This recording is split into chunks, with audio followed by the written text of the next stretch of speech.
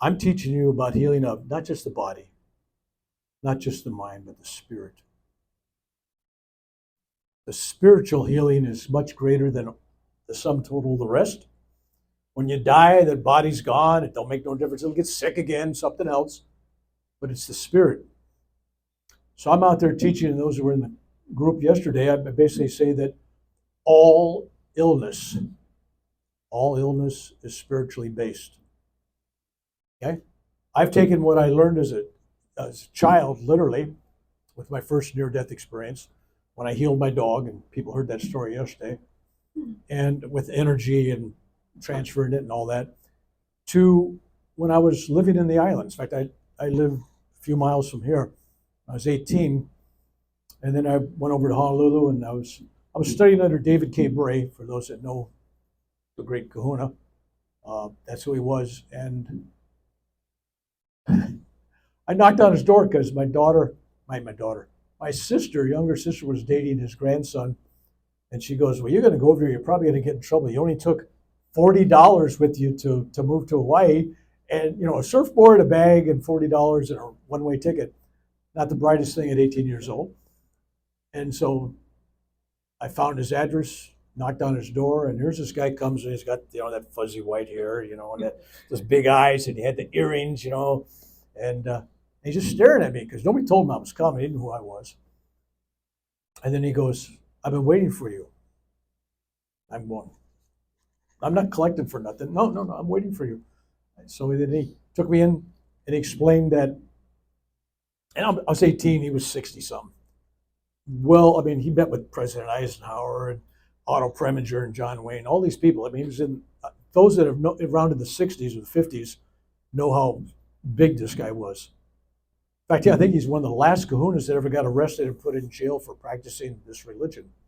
I don't know if you know that, but they used to put people in jail for this in Hawaii. Anyway, so he invites me in and he tells me, he says, you're my teacher. I'm going, I'm 18 years old. I'm your teacher. He says, during King Kamehameha's days, he says, you were the big kahuna. I laugh because, I'm a surfer and I'm going, yeah, the big kahuna, right? And he goes, and you taught me everything I knew in that lifetime. And he says, because I want you to apprentice. I want to teach you everything back again, relearn it for you. And I go, it was weird because I go, well, if I was that in a previous lifetime, why would I come back this lifetime and do the same exact thing again? It's kind of a waste, right? It's kind of like, where's that going to go? But it was an interesting relationship. And he would tell me things that now looking back upon it, I kind of already knew. But at the time, I was just looking at my watch and saying, the surf is up. I got to get out of this. And this guy would go, you want to heal people?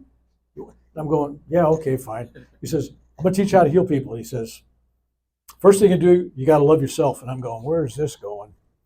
You got to love yourself. We're talking pre all this stuff that everybody in the world knows about Hawaiian, loving yourself, forgiving yourself. So I started doing that stuff, and I'm going, yeah, okay, fine. Wasn't until I left Hawaii, and decades later, after I kind of devalued the importance of that I actually realized that I had already been practicing that. I was already doing that. I was already loving the me, I was already forgiving me. I was already grateful. I was all these things already, but I didn't know it. And I denied it. And I think I told the group yesterday, and it's the first time I told a group that, because I always go around telling people, I didn't have any mentors. There was nobody helping me. I learned, no, I've learned something from everybody, especially my enemies, especially the family that does shit, all kinds of. You learn from everything and everybody. When you acknowledge that, you realize that you're really a lifetime student. You may think you're a teacher. I'm up here teaching you something. I'm also learning from you. And so we should look at everything and take the ego and set it aside and realize that each of us is a student. And even a small child has something valuable to tell you about love and compassion. There's wisdom in even the dumbest of us. There's a heart of gold in some people that's just amazing when you discover it. But like this group here, this is a whole group of most of you. Just how many people consider themselves kind of a healer, or they dabble in it, or okay, there's a bunch of healers here. Now I want to emphasize something. I want to change the wordage here a little bit because we use it because we know what we're talking about. All the healing comes from the source. You are just the pipe that the water runs through to the thirsty. You're the bus driver.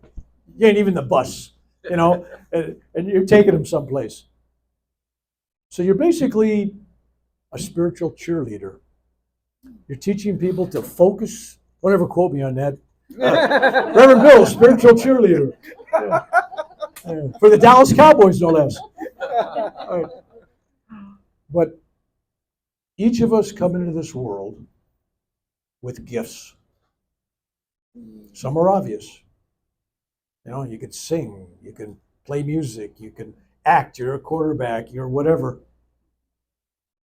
But some people come into this world and they have the greatest gift of all, compassion. They love themselves first. They see others as themselves, so therefore they love everyone. And when you find small children in your presence who haven't learned prejudice and anger and all these other crazy things and separation, this is, oh, you can't, yeah, that's a red state, that's a blue state, that's this, that's that religion. Children don't start off that way. They start off with, I love you, Don't talk to strangers, it starts, right? Don't start to strangers. So I'm telling you that each one of you has a unique gift. Your job, should you elect to take it, I disavow any knowledge if you fail, your job is not impossible, but your job is to find what that gift is. Sometimes it's something really little. If you're a school teacher, that's a gift. I mean, you're dealing with lives, students growing up. If you're a nurse, that's obvious. There's all kinds of stuff.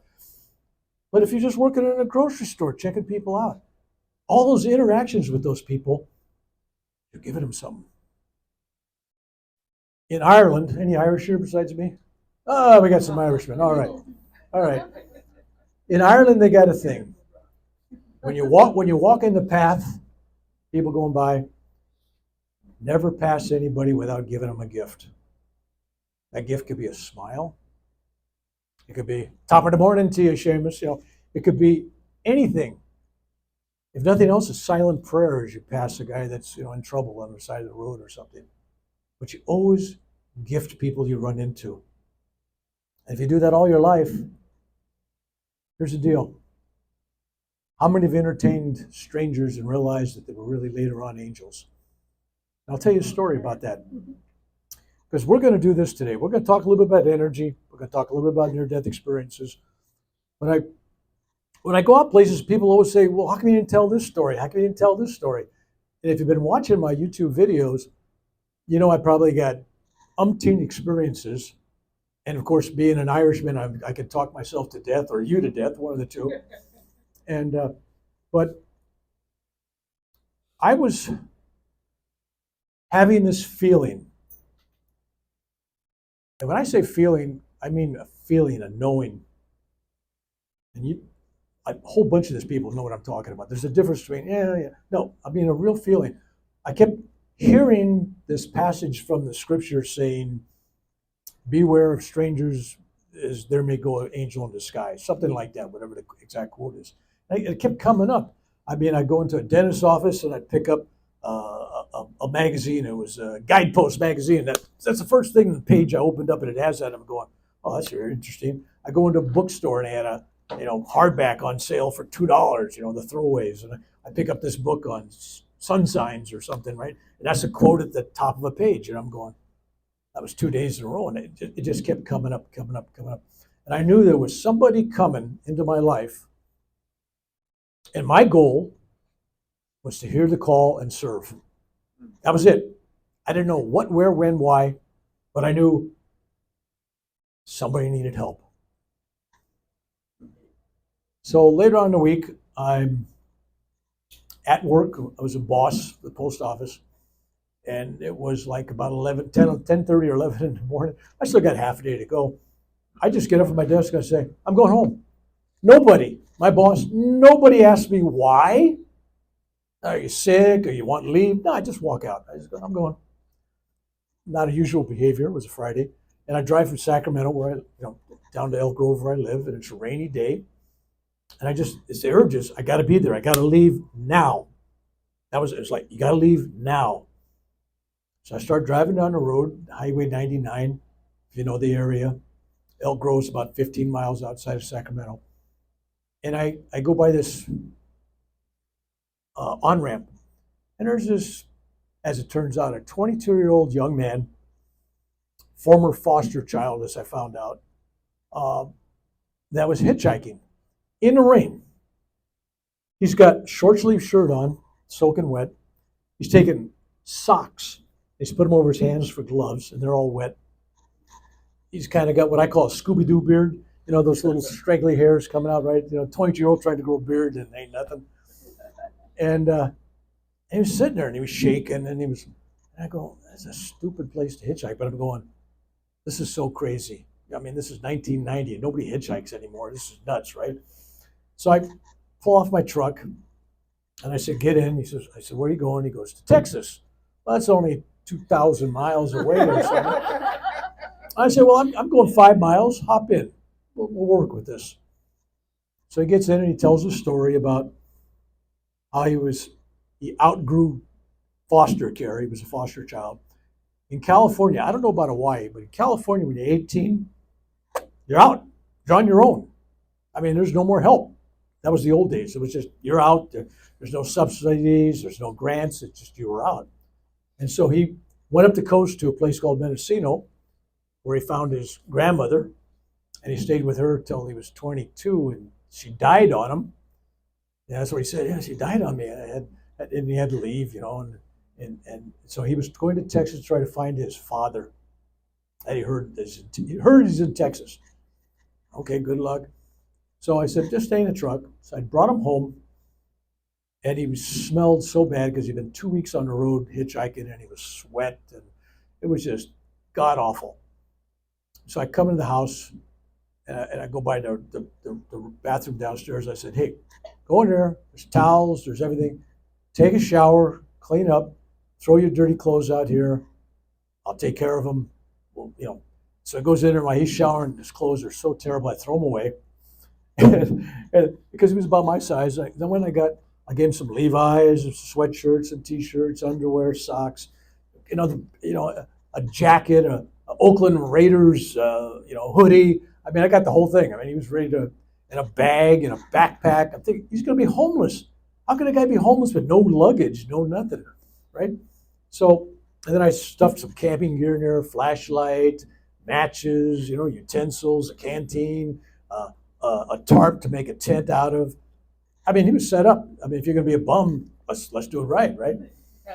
So he comes out, and I give him some clothes to wear. And I said, sit down, we'll have something to eat. Of course, I didn't have much around the house, so I fixed him a peanut butter jelly sandwich. He was happy. I said, great. And a glass of milk. He was happy.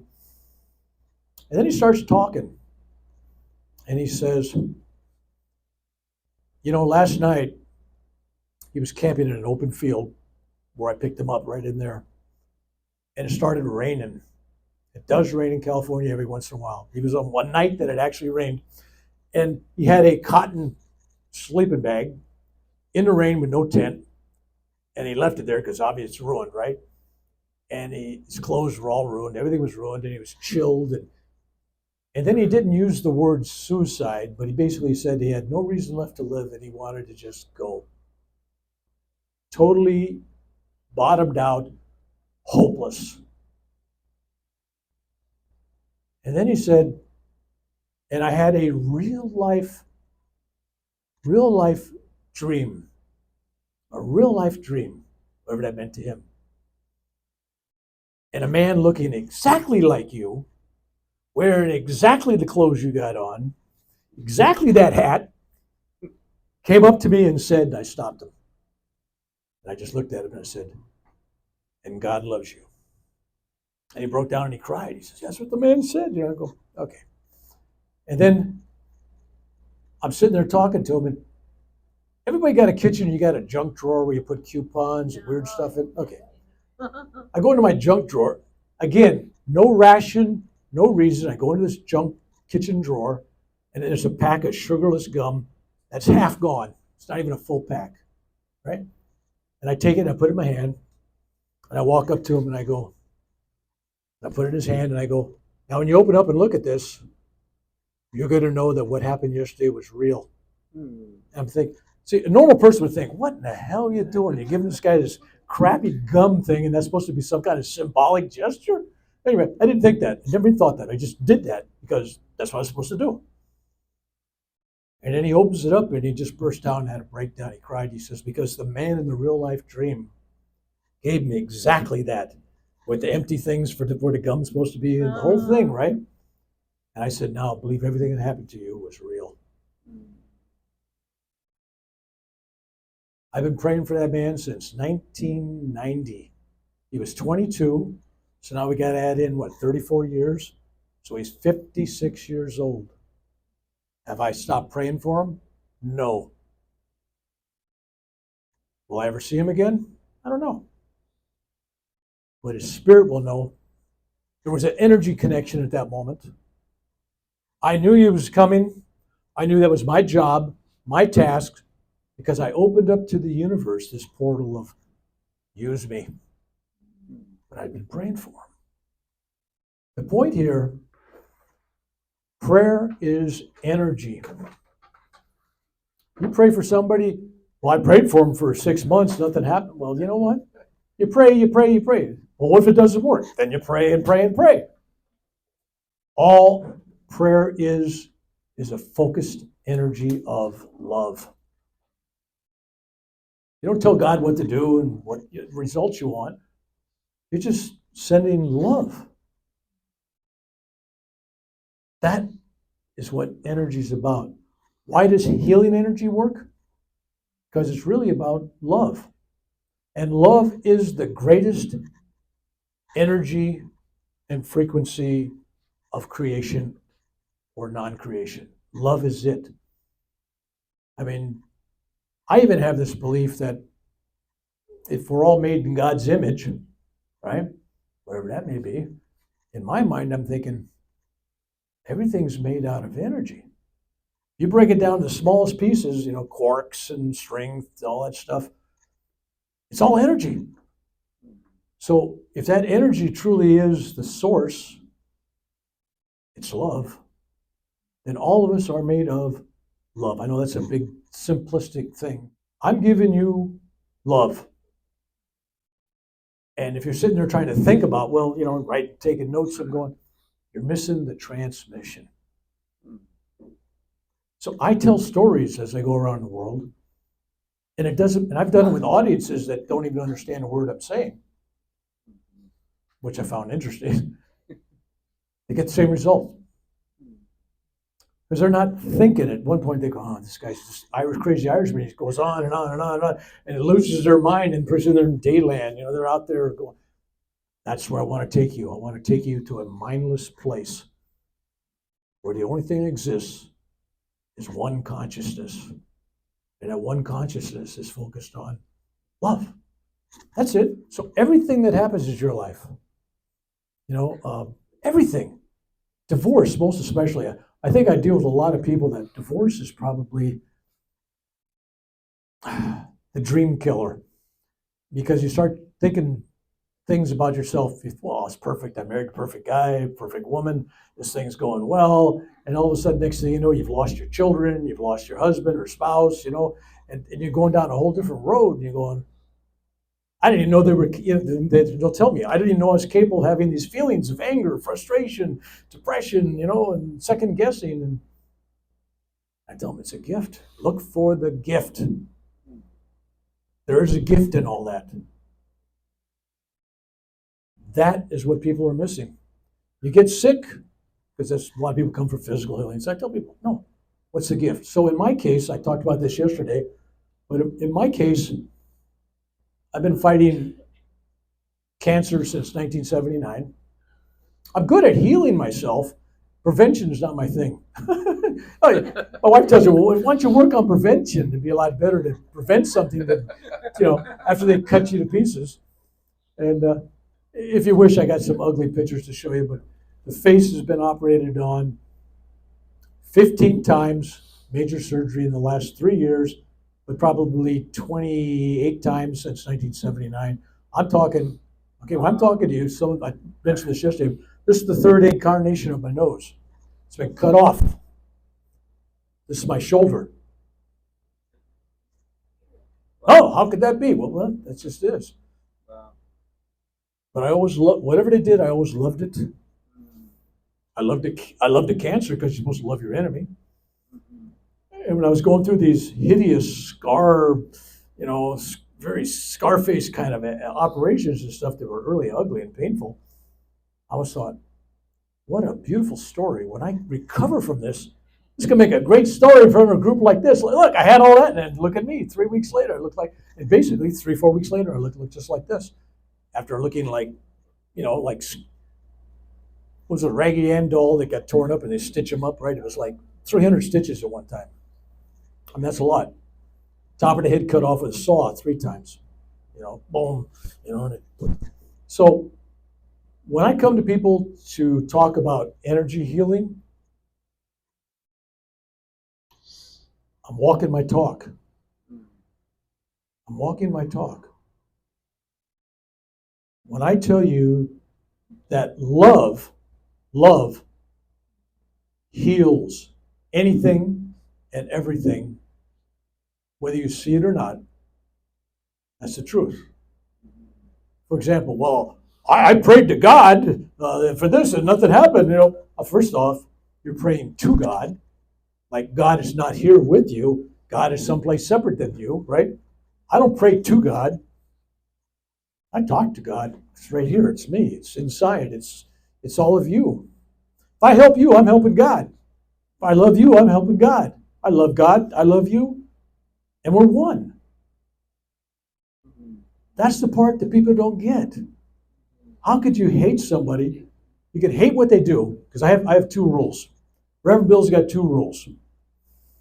You have to love everybody because everybody's God. We're all one, right? But number 2 rule is most important. Don't forget it. You don't have to like anybody or what they do or hang around them. Because there's some people in this world that are acting in ways which is not good for you, for your mental, emotional, or spiritual, even physical health. And you should recognize that. If you love yourself, you won't let somebody abuse you because you respect you. Even if it means you're leaving some relationship and you're destitute, poverty, you got your integrity, take it, leave. Trust me, God will take care of you because you are God. You will find a way. It's all energy. So you wake up, change what you can change. And what you have control of, your emotions, your reactions, right? So, well, this person makes me mad. This person, nobody makes you mad. That's your choice. People can do some irritating things that, you don't want to be around them, but nobody can make you mad unless you give it to them. I met somebody before and they had this problem with somebody and they were still talking about it. This guy makes me mad. I haven't talked to him. I looked at him. I said, how long has it been? He says, well, 25 years. And I said, you thought about it all the time? Yeah, I think about it. I said, how many times do you think this guy ever gave you a thought? But he owns you, right? And you allow him into your mind, into your life every single day. So if you had a divorce, forget it. Move on. If you're in a war and all kinds of crap happened, forget it. Move on. How insensitive. Well, great. Enjoy and wallow in your victimhood and keep your story. I'll walk away and I'll let you enjoy it. But most people I found, everybody's invested in a personal story. And they're comfortable with whatever it is. I'm a victim. Everything always happens bad to me. I got a curse on me. I mean, every time I try to do something, I said, you believe that? Well, yeah. I said, well, that's what you got.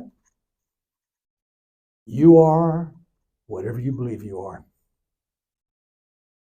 That's the good part, and that's also the bad part. And what other people don't realize, I'm going to get a little esoteric. This group studies less. I'm going to get a little esoteric for a minute, because we always talk about all time is now. I mean, the future, past, it's all happening right now. So if you're really philosophical, you got to go, well, if Reverend Bill's right about it's all right now, and he's saying we're all spiritually evolving, then that means at some point we've evolved. We're one with God again, right? And I'm going to tell you right now, in whatever now you focus on in the future now, in a parallel place, you are God again. You are one. It's like, I'll go old school technology here. Blockbuster, everybody remember that? I got a group, I did that with a younger group once, they didn't know what I was talking about. It was a high school group. I go, Blockbuster, and they go, what the hell is he talking about? VCRs, what are you talking about? I go, before smartphones. Oh, smartphones, okay, great. So you used to go to Blockbuster, you rent a video, and if the guy turned it and didn't rewind it, he brought it home and you turn it on, it's in the middle of the tape. I go, why are they putting this poor guy in jail? He's a nice guy. What's happening here, right? And I'm worried about the guy because I haven't seen the end that everything works out. And I haven't seen the beginning of the VCR tape where the guy was doing all kinds of bad stuff to get into that trouble. And that's our lives. We're focused on one part of that VCR tape of our whole existence in the now. And wherever we're focused, that's where we find the pain and the suffering. That's it. And when you change your frequency, you change where you're at on that VCR tape. Look, I'll give you a little thing. How can you time travel? By changing your frequency. It's just another dimension. It's just moving up or down, backwards or forwards. It makes no difference. Which, if you're ready for a crazy story, when I leave, I never said it, I didn't tell, but I'm going to tell you a crazy story because you got two choices. You either believe it or think I'm nuts, or go, well, I don't know. All right, so one of those three reactions. But I was in Vietnam. I flew as a crew chief door gunner on a Huey helicopter. Just for background, I was shot with a machine gun. I was blown up by a rocket. I was in 7 helicopter crashes, shot down 5 times. Took a round to the heart and had a chest protector on, but I took a round. All kinds of stuff happened, right? I mean, I was in war. I was flying one day and there was about 150-something Americans got killed. One of the ships got shot down and these guys got killed after I warned my company commander that ship was going to crash that day and these guys were going to get killed. Don't send them out. Don't send the aircraft out. And they did anyway. So I come back and I was feeling really bad because it was like, I knew that was going to happen. I did everything I could to change that, and it still happened. Wasn't my fate. It was theirs. Okay? But it upset me. I was 20 years old, maybe 21, right around, I think it was just about 21. And so I come back from this mission. I just lost 3 people I knew. And I'm sitting up on top of the helicopter, working on the rotors. And I got a flashlight under my chin, working on something. It was really great because there's no lights on the runway. I'm working in darkness. And there's snipers, from the other side out in the barbed wire waiting. The only light they see is me up there with this flashlight right here, right? So it wasn't too smart.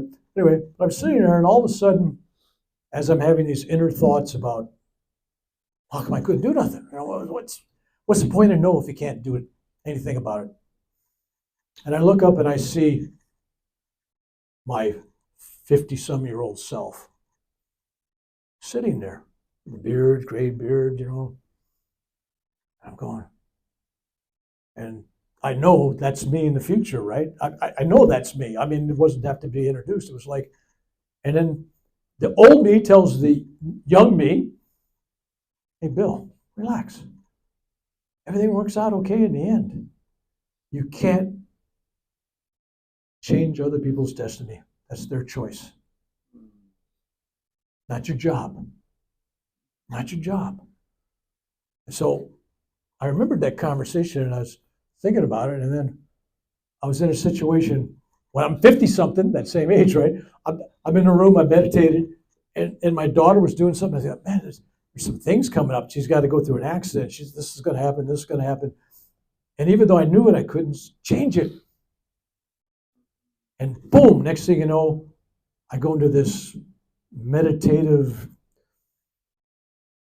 interdimensional flight. Just boom. And now the old me is sitting facing the young me, and I'm seeing myself from the old me to the young me. And the young me says, "Hey, you're back. Hey, we already had this conversation. You know you can't change anybody's destiny."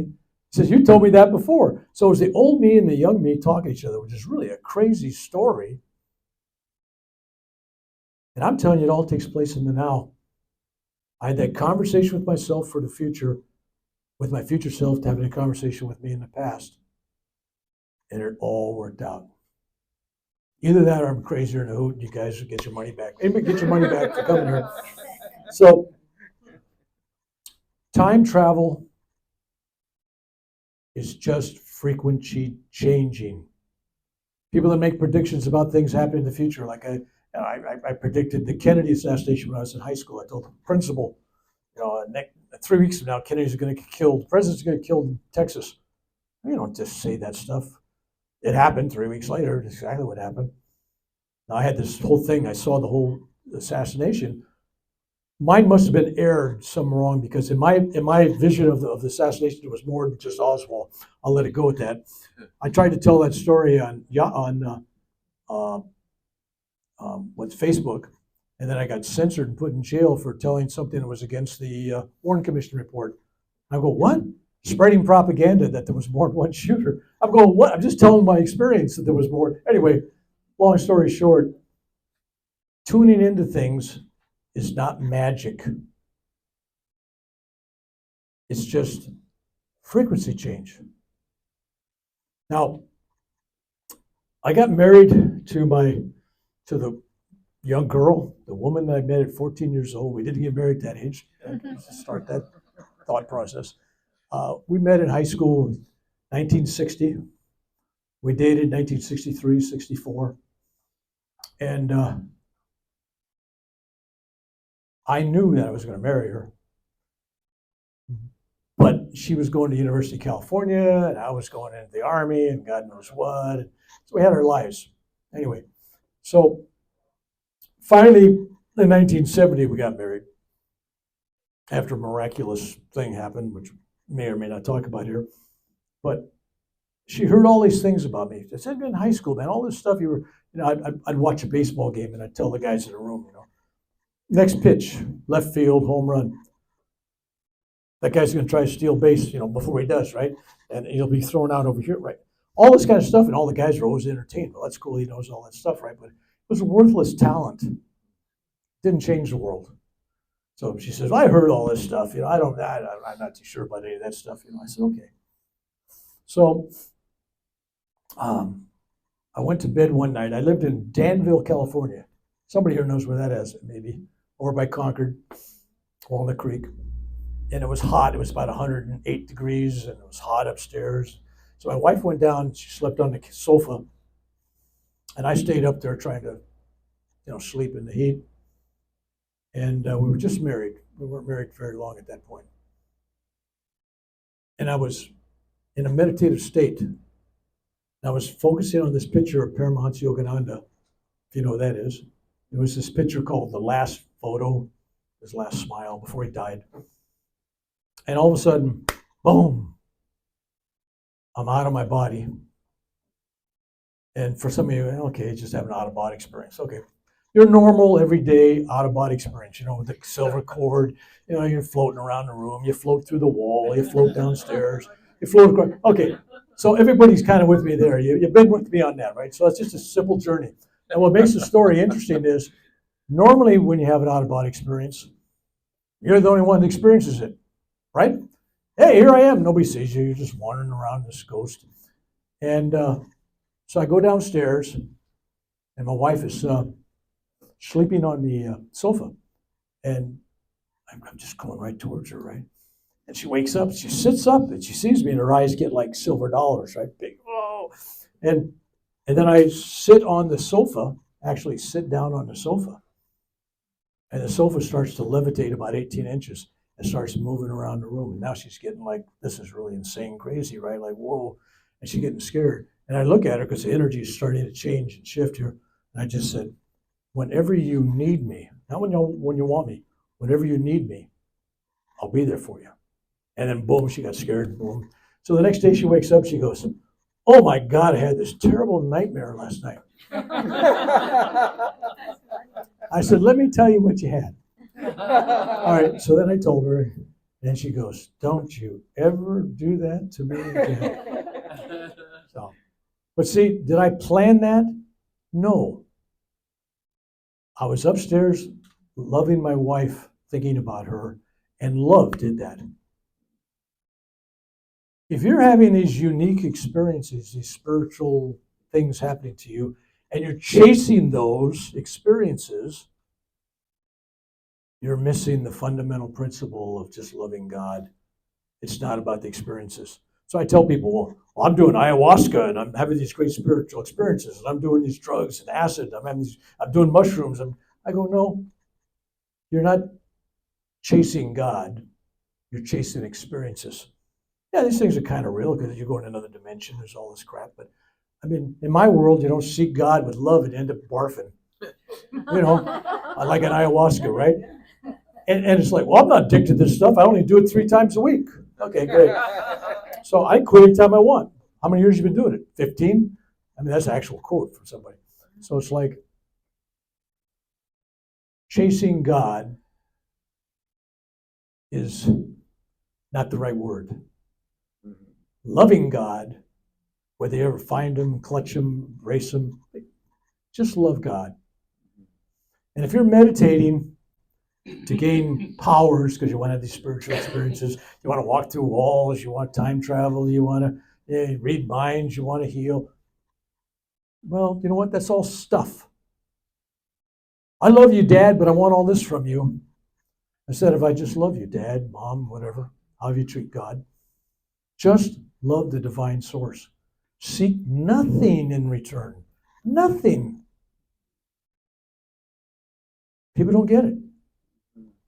For most people, the belief in this divine source is Santa Claus. Let's make a list. What do I need? Well, I need a new car. No. I need a Mercedes-Benz 2025. You know, I need this electric, whatever it is.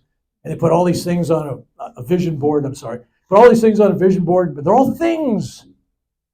I like to go to somebody's house and they got a vision board that just says love, forgiveness, gratitude. Great. Envision that. Manifest love. The rest of the stuff is stuff. And I tell you what, if you're chasing love and it catches you, great. But don't go chasing experience.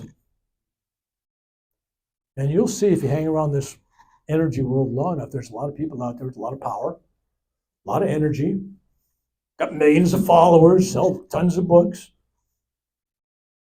Do they walk their talk? Do they walk their talk? Are they living a life of true love?